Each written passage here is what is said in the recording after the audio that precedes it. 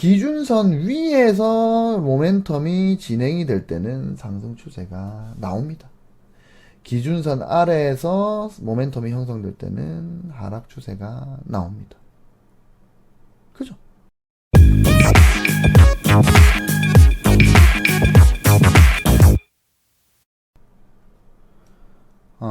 반갑습니다. 오늘은 그 새로운 보조지표를 배워볼 겁니다. 그 이름하여서 모멘텀, 그 첫 번째 시간입니다.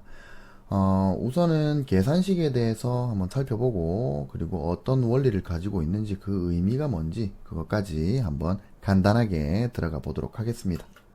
바로 살펴보죠. 일단은 제가 주제를 간단한 계산식, 그 다음에 추세의 지속과 전환을 알 수 있다, 그리고 차트 입증이라는 이 세 가지 소주제로 얘기를 좀 나눠볼게요. 첫 번째, 간단한 계산식. 말 그대로 계산식이 간단하다는 거예요. 계산식입니다. C 나누기 C 괄호 열고 피어리어드 그 다음에 가로 닫고 곱하기 100입니다. 그죠? 세상 간단하죠. 키움증권에서 모멘텀 수식을 가져온 겁니다. 잘 보이게 이렇게 제가 옮겨봤습니다. 수식은 이렇습니다. 종가 나누기 종가 괄호 열고 피리어드죠. 그러면은 이 피리어드 곱하기 100입니다. 일단은 종가 나누기 종가 괄호 열고 피리어드 괄호 닫고 곱하기 100. 자, 종가 C가 종가고 C 뒤에 괄호가 있죠. 이제 괄호. C 뒤에 괄호가 있습니다. 그리고 여기에 이렇게 적혀 있어요. 그죠? 그러면은 요거 뭐냐면 C 뒤에 괄호가 있는 거는 이 조건만큼 전에 종가라는 뜻입니다. 그러니까 예를 들어서 C 해가지고 괄호 열고 X가 있다. 괄호 닫고 다시 C 하고 괄호 열고 X가 있다. 그러면은 이거 뭐냐면 X1 전 종가라는 뜻입니다. 이건 종가고 이건 며칠 전, 괄호가 있으면 며칠 전이라는 얘기예요. 그러니까 X1 전 종가. 그죠? 수식처럼 이게 피리어드가 있으면 뭡니까? 피리어드만큼 전일의 종가. 이게 되는 겁니다. 즉 이거는 N일 전 종가다. 이게 되는 겁니다. 아시겠죠? 자, 그렇다면 종가 나누기 N일 전에 종가인데 곱하기 100인데 이거를 분수로 표현할 수가 있죠. 나누기니까. 그러면 뭡니까? 이게 C가 분자가 되는 거죠. C 나누기 그 다음에 C 괄호 열고 이거는 N일 전 꼭 곱하기 100이 되는 겁니다. 그죠? 그럼 이 간단한 수식의 원리는 결국 오늘의 종가와 N일 전의 종가를 비교하는 거다 이 말입니다. 자, 20일 전의 종가가 예를 들어서 20일 전의 종가가 10,000원이다. 그리고 오늘의 종가도 10,000원이다. 그러면 만분의 만이니까 그러면 이건 1이 되죠. 1분의 1이 되니까 1이 되죠. 1 곱하기 100이 되는 겁니다. 뒤에 100이 있으니까. 그러면 는 100이 되는 거죠. 자, 이 말은 뭡니까? 과거 N일 전에 이 N일 전 종가와 오늘의 값을 비교하는 지표에서 N일 전과 오늘이 가격이 같죠? 뭐 가격이 같다는 말은 그러니까 어떻게 보면 이제 정중앙이라는 뜻이잖아요. 그러니까 뭔가 이제 예를 들어서 오늘의 종가가 더 높고 N일 전의 종가보다 오늘의 종가가 더 높으면 이건 뭐다? 오늘의 종가가 더 높으니까 오늘의 매수의 힘이 더 강한 상태죠.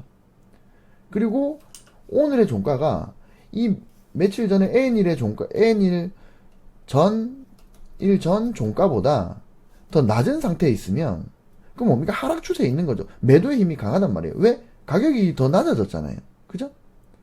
근데 같다면 0이 아니라 뭐다? 100이다. 왜? 곱하기 100이 있으니까. 그죠? 그래서 이 지표의 기준선은 100이 되는 겁니다. 100선. 0선이 아니라. 그러니까 예전에 N일 전의 종가와 오늘의 종가를 비교하는데 그 종가 비교한 값이 같다면 0이 아니라 100이 된다. 뒤에 곱하기 100이 있으니까. 아시겠죠? 그래서 지표값이 100보다 크다면 예를 들어서 지표값이 뭐 120이다 110이다 130이다 100, 140이다. 이게 다 이게 100보다 크죠? 이 지표값이 100보다 크다면, 이 과거 n일 전의 가격보다 오늘의 가격이 더 높다라는 뜻입니다. 그죠? 100보다 크니까. 100보다 크다는 거는 오늘의 종가가 더 커야, 그래야 곱하기 100을 했을 때 100보다 크게 되죠. 1 이상이 돼야 되니까. 그죠? 그래서 n일 전의 가격보다 오늘의 가격이 높으면 지표값이 100보다 크게 되고, 지표값이 이 100보다 작으면 그럼 반대겠죠. n일 전의 가격보다 오늘의 가격이 더 낮다는 것을 의미합니다. 당연한 거죠. 자, 그래서 이제 계산식을 알았어요. 계산식은 결국에는 뭐다? 오늘의 종가와 n일 전의 종가를 비교를 하는 거다. 모멘텀이라는 것 자체가 바로 이 오늘과 n일 전을 비교를 하는 거다. 근데 우리는 이 원리를 통해서 무엇을 알 수 있는가? 요걸 생각해 봐야 된다는 거예요. 자, 넘어가 봅시다. 자, 추세의 지속과 전환을 알 수 있다라고 제가 적었습니다.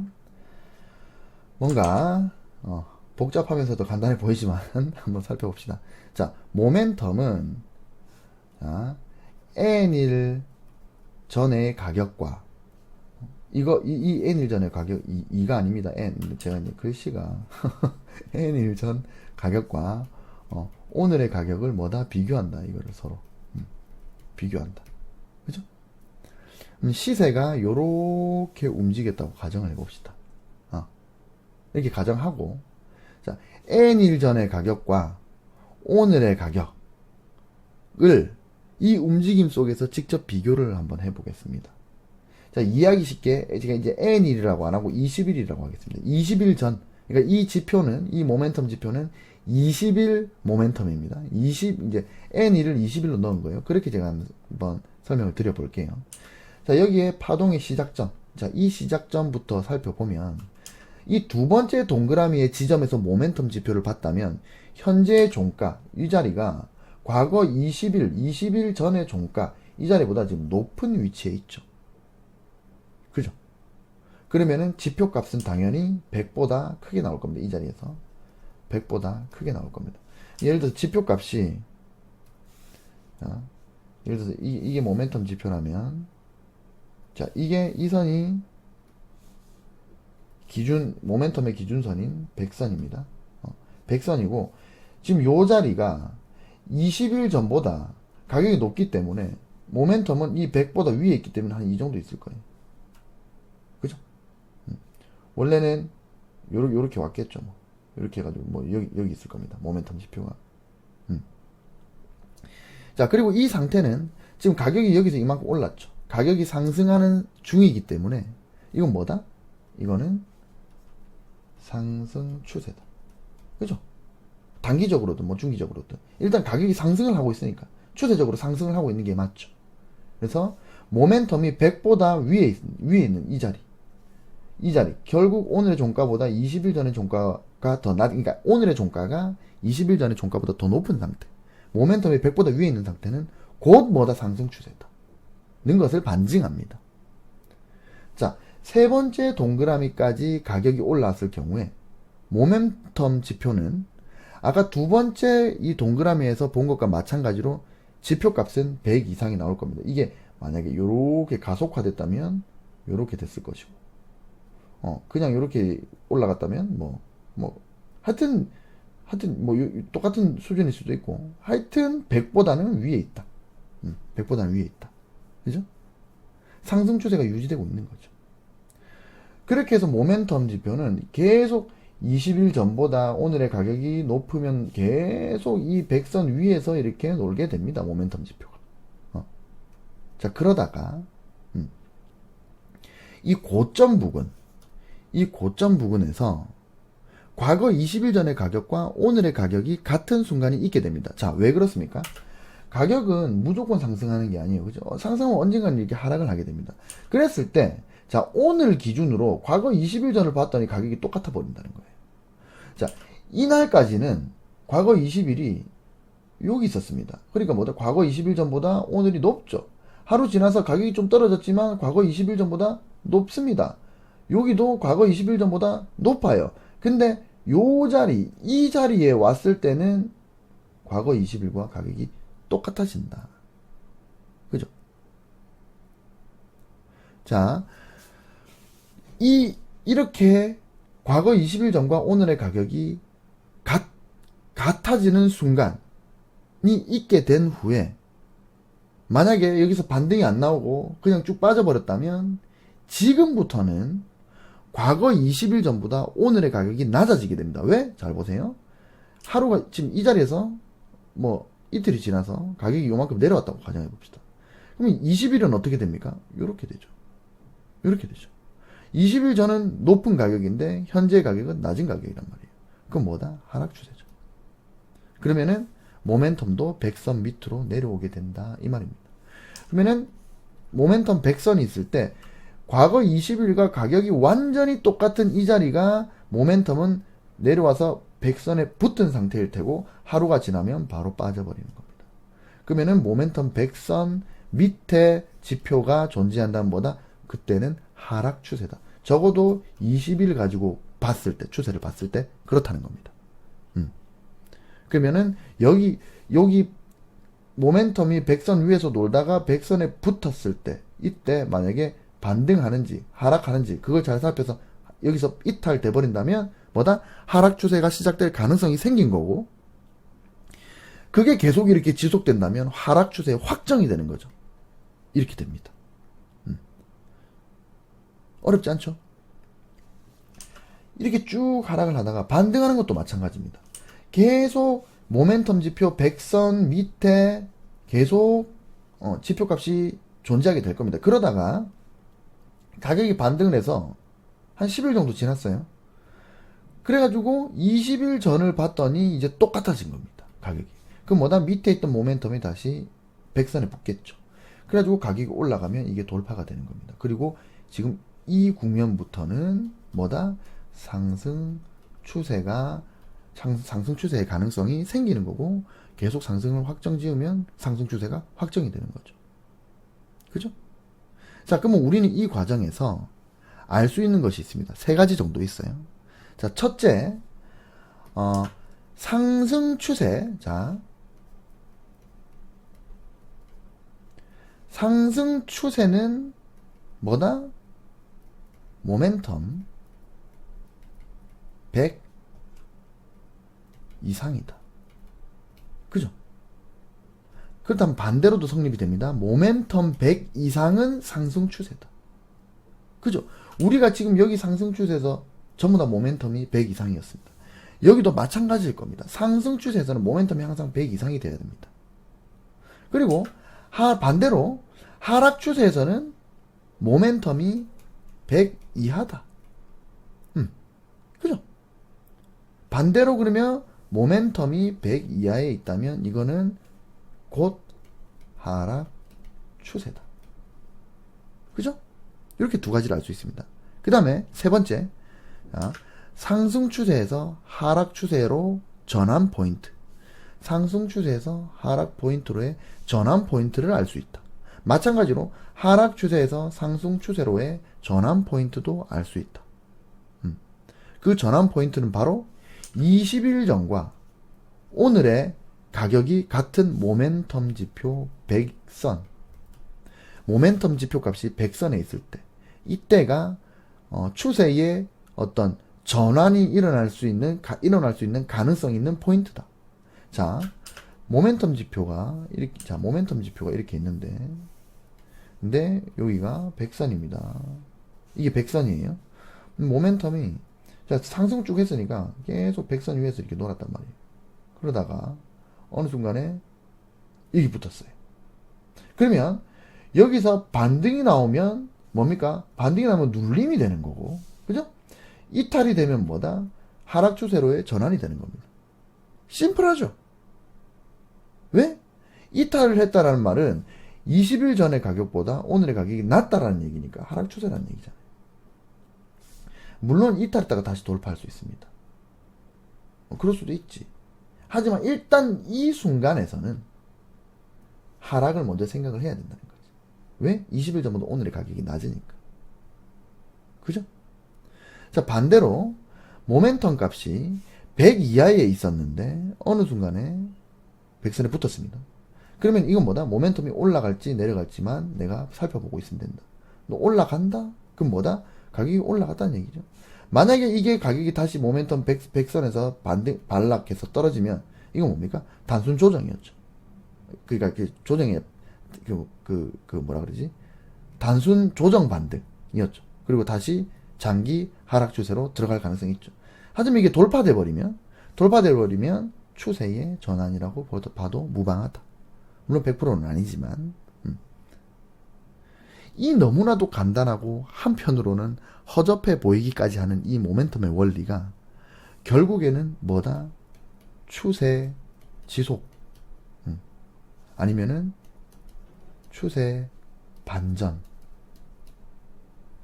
이 추세 지속과 추세 반전, 우리가 그냥 주식을 하면서 코인을 하면서 부동산을 하면서 추세 지속과 추세 반전이라는 그냥 우리가 가장 알고 싶어하는 알파와 오메가를 결국에 뭐가 알려준다? 이 허접스러운 모멘텀이라는 지표가 알려준다는 겁니다. 차트를 좀 확인해 봅시다. 맞는가? 차트 입증을 해봐야 되겠죠. 제가 떠드는 말이 맞는가? 자, 큰 상승과 큰 하락, 또 큰 상승과 큰 하락이 반복되는 제가 나름대로 객관적인 차트를 가져온 겁니다. 이 하단의 지표가 모멘텀입니다. 참고로 요거는 이제 트레이딩 뷰에서 가져온 모멘텀 지표인데 요거는 좀 설명을 좀 드릴게요. 트레이딩 뷰를 쓰시는 분은 기준선이 100선이 아닙니다. 0선입니다.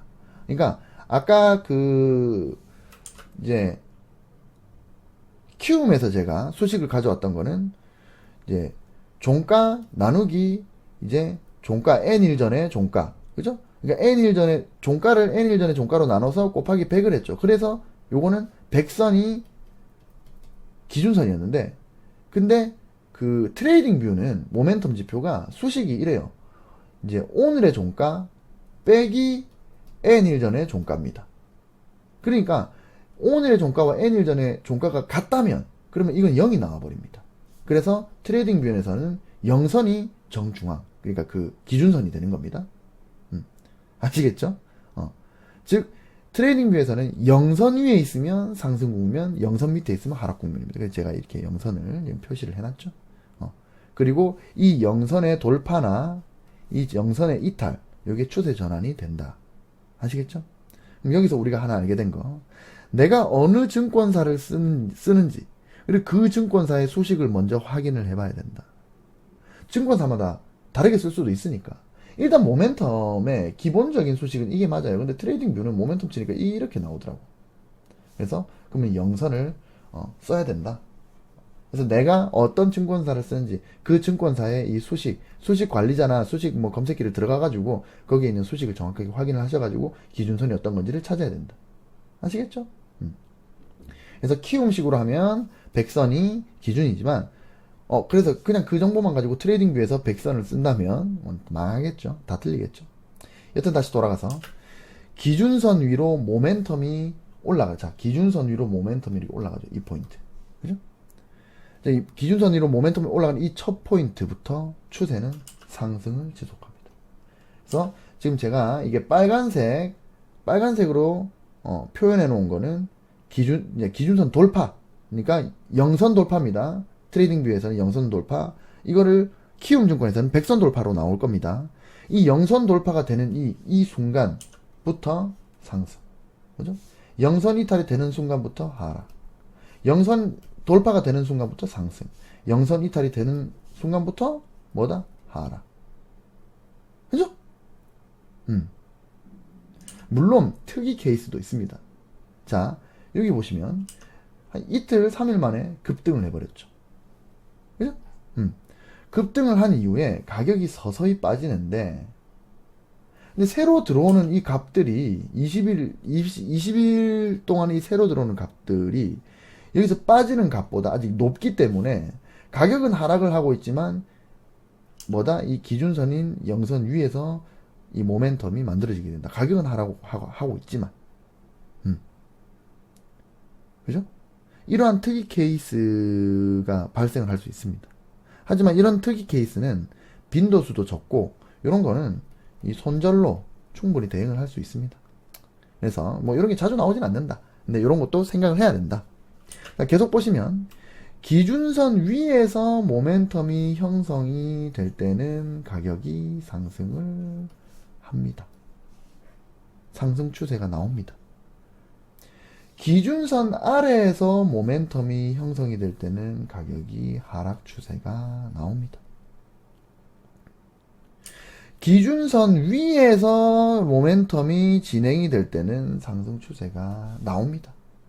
기준선 아래에서 모멘텀이 형성될 때는 하락 추세가 나옵니다. 그죠? 그리고 그 전환 포인트가 어디다? 여기다. 여기다. 여기다. 여기다. 여기다. 여기다. 여기다. 여기다. 이 모멘텀 지표가 단순히 오늘의 가격과 N일 전의 가격을 단순히 그냥 비교하는 거예요. 오늘이 높은가, 오늘이 낮은가.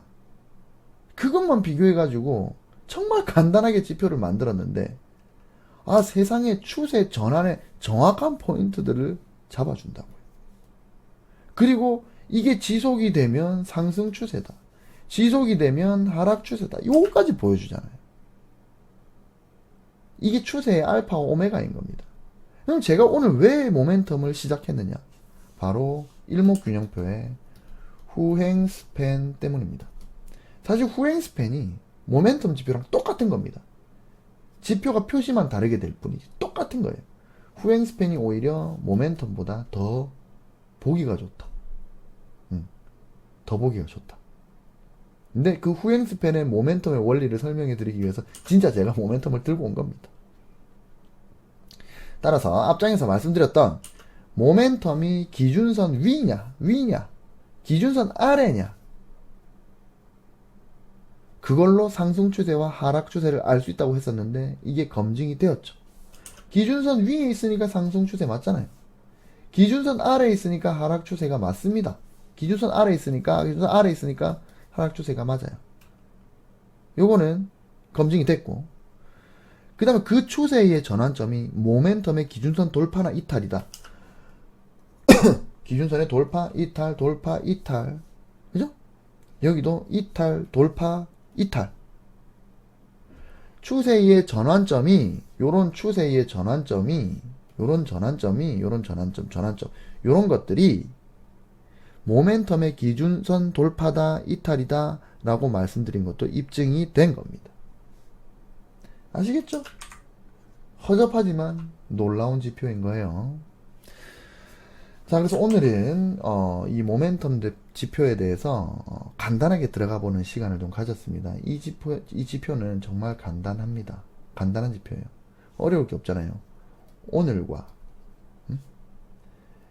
N일 전에 가격을 그냥 비교할 뿐이잖아요. 오늘이 높나 N일 전이 높나 그거 비교할 뿐입니다. 근데 이 간단하고 허접스러운 수식안에는 매물대, 지지, 저항이라는 의미도 들어갑니다. 요런 기능이 들어간다고요. 오늘과 N일 전의 가격만 비교했는데 그 안에서 어디가 매물대고 어디가 지지받고 이런 게 들어가요. 그리고 추세가 들어갑니다. 그리고 추세 전환까지 들어갑니다. 그리고 매수 포인트, 매수 포인트, 매도 포인트도 당연히 있겠죠. 그리고 다이버전스, 요런 것도 결국에는 요 간단한 지표로 다 알 수가 있다 이 말입니다. 그래서 그걸 하나하나씩 제가 설명을 좀 드릴 거예요. 아시겠죠? 저는 이 지표가 간단하지만 매우 강력한 지표라고 생각합니다. 저는 그렇게 생각해요. 제가 매우 사랑하는 지표 중에 하나입니다. 여러분들도 이 간단한 지표의 그 어떤 놀라움을 저처럼 느끼시기를 기원합니다. 자, 다음 시간에는 이렇게 이제 좋아 보이는 간단해 보이는 지표, 좋아 보이는 지표도 뭐가 있다? 단점이 있다. 그래서 이 단점에 대해서 좀 짚어보고 그 다음에 뭐 해결책까지 한번 강의에 담아보는 시간을 좀 가져보도록 하겠습니다. 공부하신다고 고생 많으셨어요. 잘 자요. 안녕.